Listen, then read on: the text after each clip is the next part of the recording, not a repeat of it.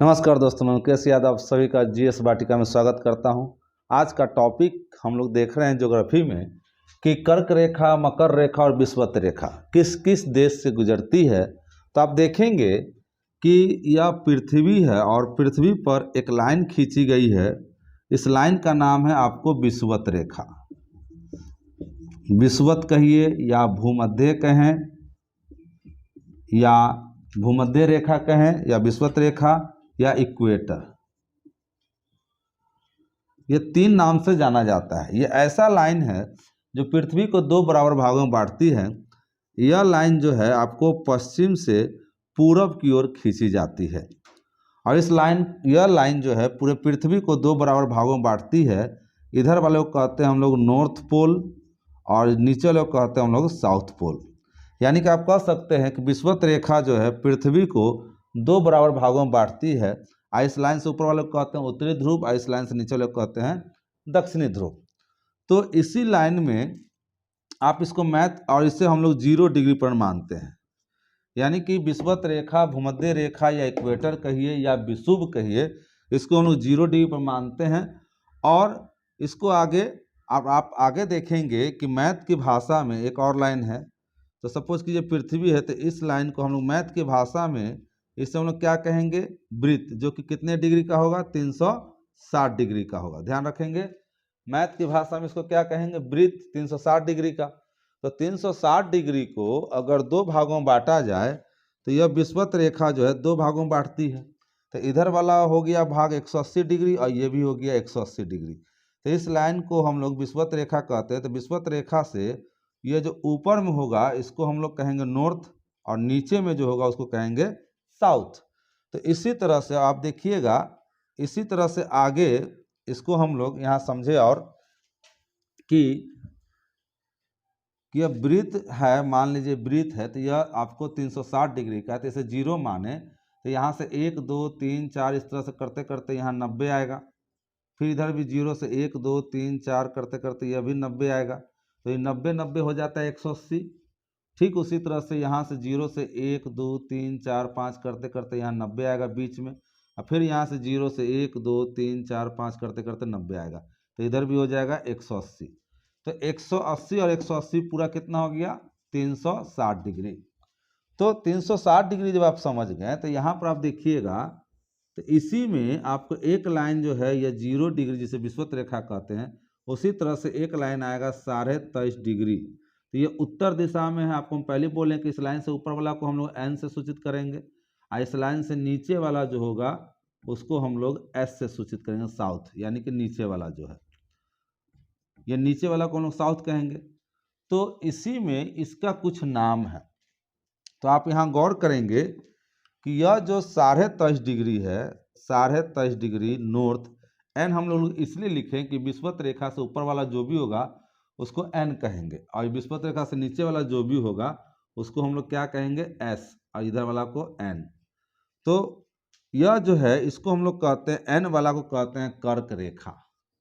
उसी तरह से आपको आएगा 23.5 डिग्री साउथ, तो ये वाला को कहेंगे हम लोग मकर रेखा।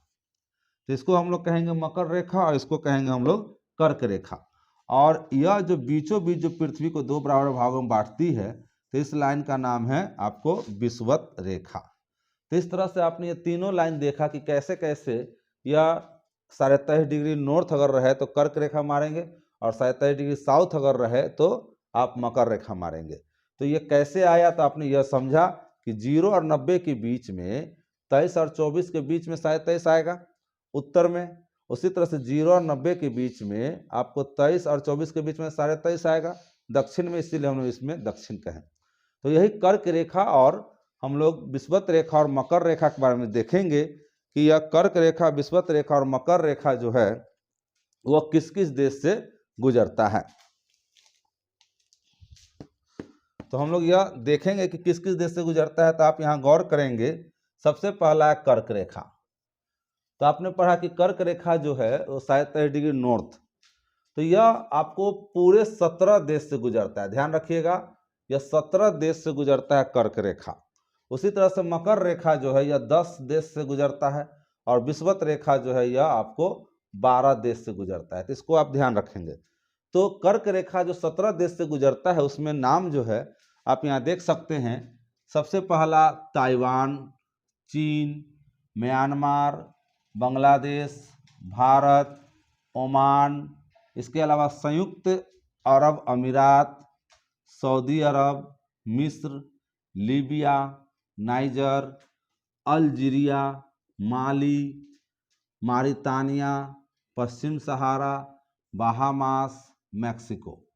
तो इस तरह से आप देख सकते हैं कि यह कई महादेशों से होकर गुजर रहा है। और आपने पढ़ा है कि महादेश की संख्या है पूरे 7। तो 7 महादेश में से आपको एशिया महादेश, अफ्रीका महादेश और उत्तरी अमेरिका महादेश से यह होकर गुजर रही है। तो यह 3 महादेश से होकर गुजर रही है कर्क रेखा। तो ये तीनों महादेश में आप यह देख रहे हैं कि 17 देश हैं।